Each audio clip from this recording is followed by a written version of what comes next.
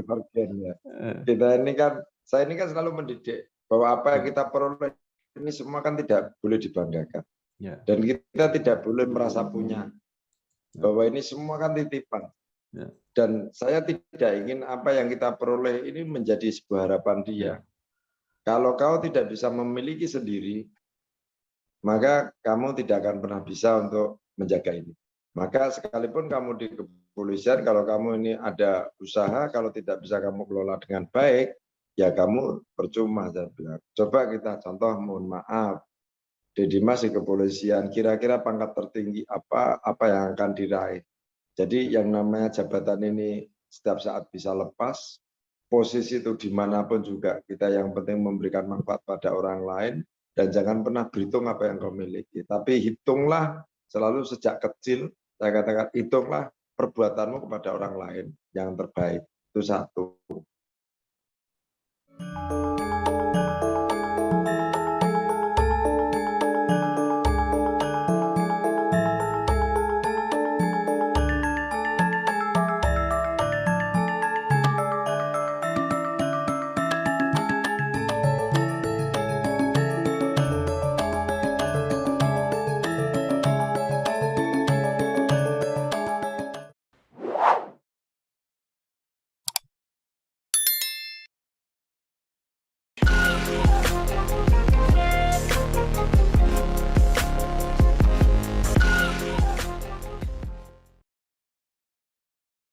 Assalamualaikum warahmatullahi wabarakatuh.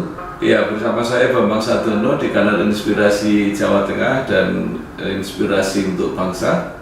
Mudah-mudahan kanal ini selalu bisa memberi inspirasi, motivasi, dan edukasi.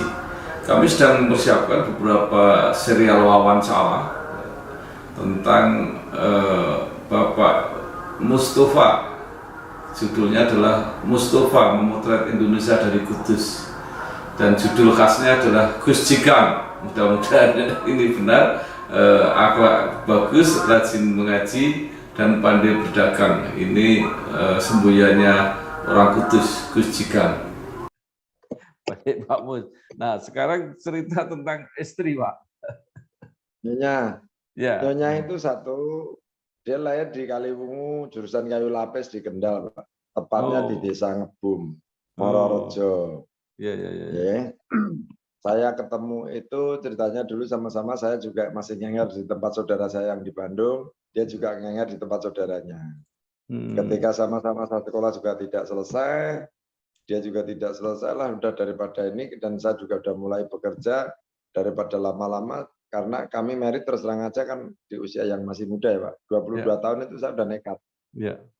Dan istri saya waktu itu usia 19 tahun. Nah, dengan begitu cuma punya komitmen kami. Saya bekerja, ini bekerja yang dulu di asuransi yang mulai belum dapat gaji, hanya sekedar komisi sampai mendapat gaji karena sudah jadi pegawai. Cuma ketika saya ajak pulang ke Semarang, saya janji kalau 3 tahun saya mendapat tempat yang lebih baik. Ini kalau kamu mau jadi istri saya, satu permintaan saya. Apa?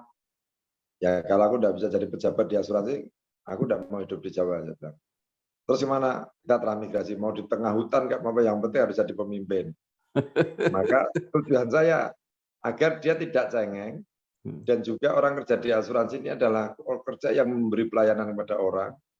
Juga kalau Pak Bambang Perso sendiri itu saya kan sering antri dari berjam-jam gitu Pak.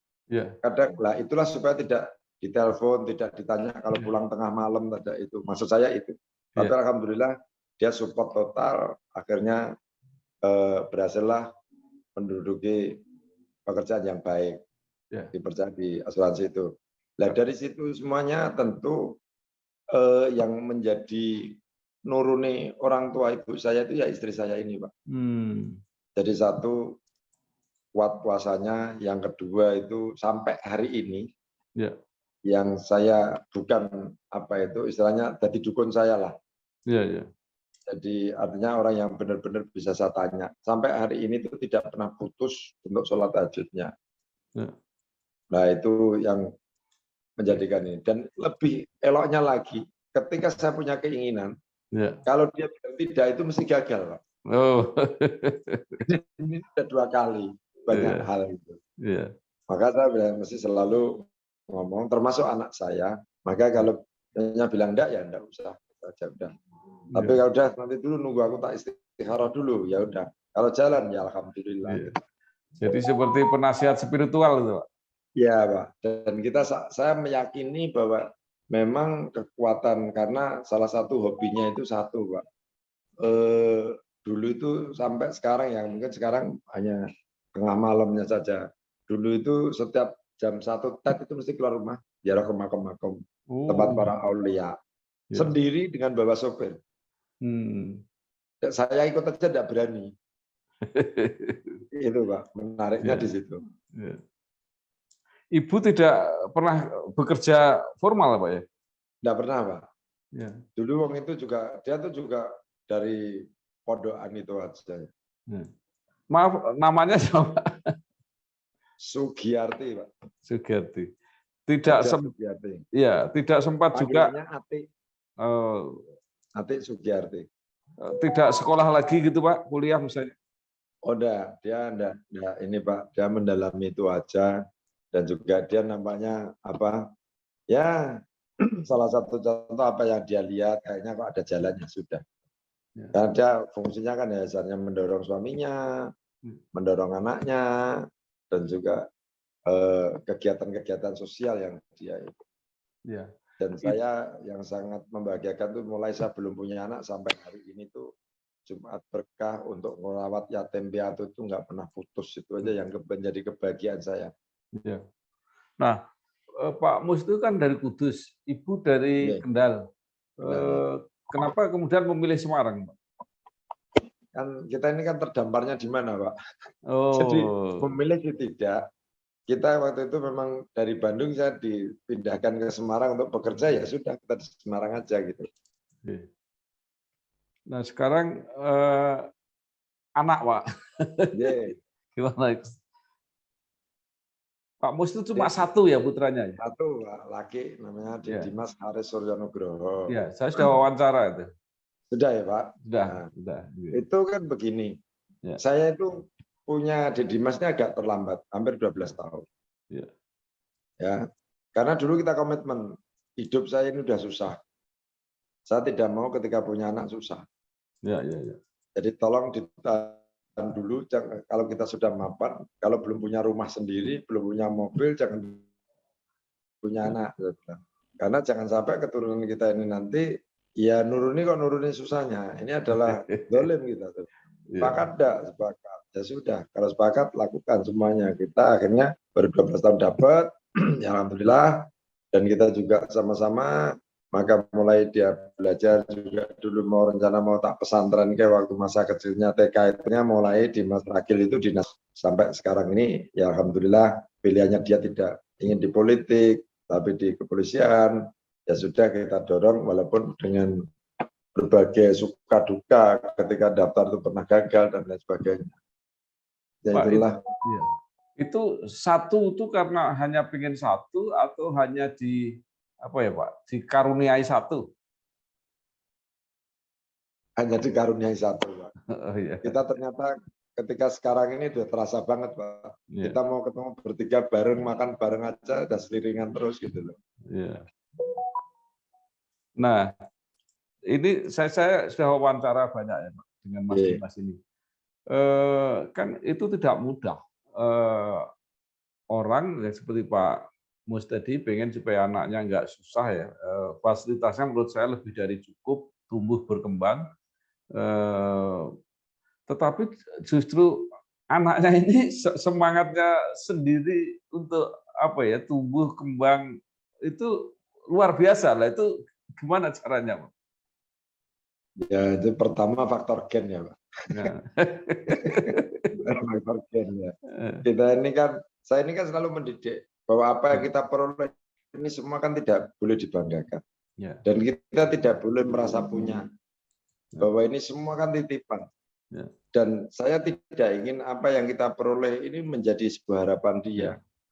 Kalau kau tidak bisa memiliki sendiri, maka kamu tidak akan pernah bisa untuk menjaga ini. Maka sekalipun kamu di kepolisian, kalau kamu ini ada usaha, kalau tidak bisa kamu kelola dengan baik, ya kamu percuma, saya bilang. Coba kita contoh, mohon maaf, Dedimas di kepolisian, kira-kira pangkat tertinggi apa yang akan diraih. Jadi yang namanya jabatan ini setiap saat bisa lepas, posisi itu dimanapun juga kita yang penting memberikan manfaat pada orang lain, dan jangan pernah berhitung apa yang kau miliki. Tapi hitunglah selalu sejak kecil, saya katakan hitunglah perbuatanmu kepada orang lain yang terbaik. Itu satu. Yang kedua, saya tidak pernah membatasi secara finansial, Pak. Selalu saya suruh ngatur sendiri. Sepanjang ada manfaatnya, lakukan. Kalau tidak ada manfaatnya, kita ini. Karena apa? Istri ini setiap tahun baru itu punya catatan, Pak. Apa yang kita peroleh selama 1 tahun itu, kalau pada umumnya tahun baru orang pada berlomba-lomba untuk berbahagia, makan di mana dan lain sebagainya. Kita rame-rame itu. Istri saya itu aneh. Kalau tahun baru itu buka kitab sucinya yang catatan hariannya dia. Tahun ini dibanding tahun lalu pendapatan kita menurun atau naik. Kalau naik dari mana, kalau turunnya itu kenapa? Nah ini bertiga karena sekarang udah mulai dewasa, selalu kita evaluasi. Dulu waktu masih berdua juga sama. Kalau pendapatan saya kurang, kok sekarang jadi kayak gini, kenapa ya? Begitu. Maka saya berusaha dengan berbagai cara, itu yang menarik itu, sehingga Dedimas ini sekarang sudah mulai nurun nih. Misalkan sekarang tugas di Akpol, jam 2, jam 3 selesai pengasuhan. Dia pasti langsung ke BPR, Pak. Habis begat pun ke BPR. Karena saya bilang, sehebat apapun usaha, kalau tidak pernah tahu, tidak pernah mendalami, jangan pernah kamu mimpi bisa menyuruh orang. Contoh di masa kamu di Akpol, dibimbing selama 4 tahun jadi taruna. Bagaimana kalau kamu tidak pernah mengalami jadi taruna, kamu akan menjadi pengasuhnya taruna yang baik. Ini contoh, maka di BPR ini cara kamu ya harus kamu lakukan yang ada di taruna. Pendidikan di Akpol ini harus kamu implementasikan di usaha ini, sehingga jangan sampai hanya waton ngomong tapi juga tidak bisa. Saya selalu katakan, hidup ini pasti ada masalah. Orang hidup ya tidak bisa menyelesaikan masalah, itu pasti mati. Tapi kalau hidup ini hanya untuk merenungi masalah, ya juga tidak akan cukup. Jadi hidup itu pasti bermasalah. Tapi kalau tidak bisa menyelesaikan masalah, pasti mati. Ya bilang. Apakah karirnya, apakah dalam kehidupannya. Kan itu. Jadi filosofi saya itu hanya itu aja, Pak, kepada dia. Ya. Jadi apapun masalah harus selesaikan. Kudus kotaku, kota kudus, kota wali, kota santri indah bagus. Menara dhuwur ana ing tengah-tengahe kutha, tinggalane para wali lan ulama. Ya, Mas Dimas pernah saya tanya, apakah nanti akan ke politik atau ke bisnis? Dia menyatakan saya komitmen untuk menjadi polisi sampai pensiun. Nah, bagus. Saya mengitu, Pak. Jadi saya selalu kasih dia, jangan pernah tergoda dengan suasana. Tujuanmu menjadi polisi ini untuk apa?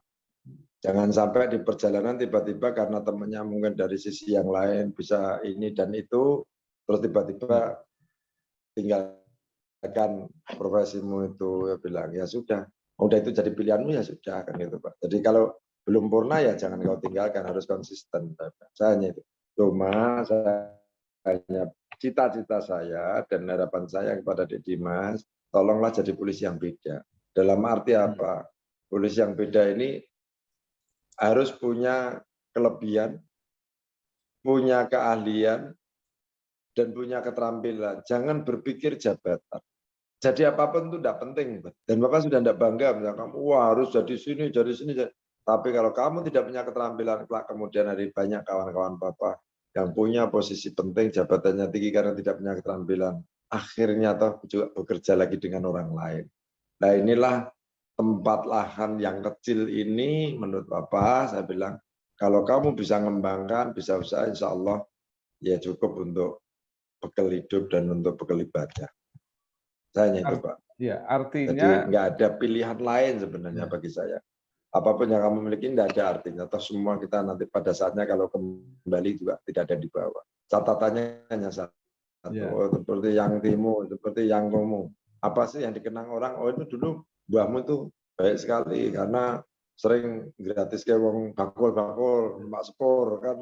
Ini kan masih terngiang, Pak.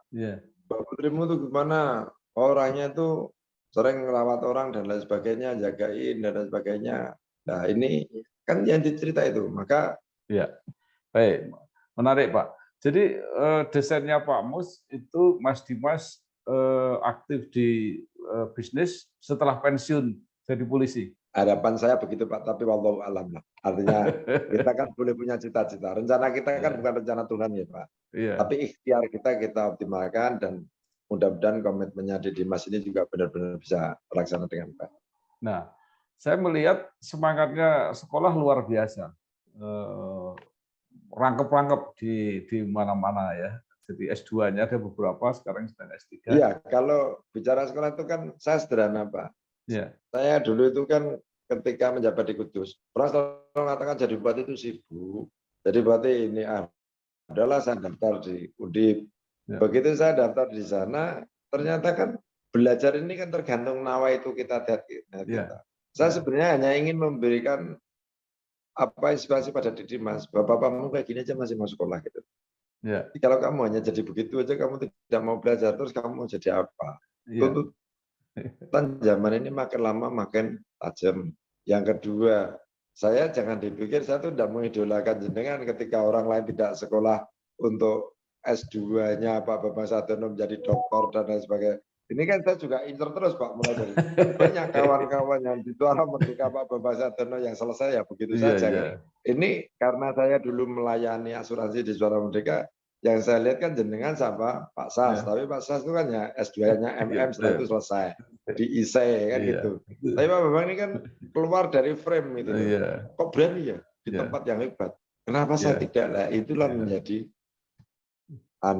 inspirasi yang menginspirasikan saya. Ini salah satu walaupun saya ini baru saya omong sekarang gitu Pak. Jadi kalau orang biasanya udah kerja di tempat yang nyaman, dia menikmati, tidak ada pemikiran out of the box kan. Nah Bapak ini kan di situasi hebat-hebatnya di tempat institusi yang Bapak pimpin dan istilahnya yang paling menang lah ya, lembaga yang paling menangan itu kan media waktu itu kan Pak. Karena media masih belum ada medsos, belum ada digitalisasi kan. Nah, itu kan siapa yang berani ngelawan? Dan waktu itu S2 belum musim loh Pak. Belum ada saya katakan. Hanya untuk dosen aja itu dulu. Saya udah mikir Pak, kalau saya antri di tempatnya Pak Won, ketemu jenengan ya senyum aja itu. Siang Pak, saya bilang, oh ya, jenengan gitu terus jalan ini. Saya sering ngobrol sama Pak Tesna, terus sama Pak siapa yang sebenarnya almarhum Pak Hari, bukan? Bukan, kalau Hari Abadi kan masih termasuk di bawah jenengan lah. Yang kompetnya sebelum Pak Tresna itu sama Pak Warno. Pak Warno itu kan saya sering ke sana. Gitu loh Pak. Ya saya Pak Tarso itu saya sering sowan ngobrol. Saya melihat selalu saya tanya, Pak Bambang Sadiono udah jadi pemret ya Pak, sekolah buat apa? Ngomong bocah gue memang sergap kok katanya. Sergap apa? Apa bisa Pak? Ada pangkat selain lebih dari pemret, saya tanya itu. Yang punya itu Pak Larso gitu. Nah, ini udah mulai bertanya-tanya karena saya kan habis menyelesaikan premi asuransi, habis memberi pelayanan apa kan sering saya ngobrol lah. Dari situ saya bilang, artinya siapapun orang yang berani keluar dari tempat zona nyaman pasti akan jauh lebih baik. Tiba-tiba Bapak jadi DPR RI kan, loh, jadi ketua DPD. Hebat juga. Artinya cara berpikir saya ketika saya di asuransi, kenapa saya berani sebagai kepala deputi, kepala divisi yang sudah mapan, sudah tinggal pancal aja, kok tak tinggalkan? Saya yang sebenarnya yang menginspirasi saya itu yang jenengan. Jadi orang, saya tidak akan ngomong kalau saya juga tidak merasakan. Artinya berpolitik ini bisa lahir dari berbagai latar belakang gitu loh Pak. Jadi tidak anti dari pengurus ranting, pengurus DPC, DPD, baru berpolitik enggak. Nah, saya ngelihatnya jenengan ya alhamdulillah saya begitu selesai di asuransi, jadi ketua Bapilu di Jawa Tengah, ini terus ini jadi DPRD, udah pulang itu jadi bupati, ya udah jalan terus saja.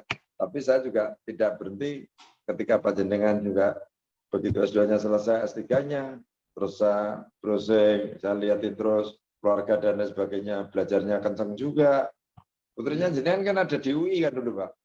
UI sekarang sudah Ya, Pak. Bapak. Ya, jadi dosen Undip sekarang. Ya. Nah, ini sekarang semuanya jadi ini kan dosen Undip, bisa berjalan semuanya gitu. Ya. Itu, Pak.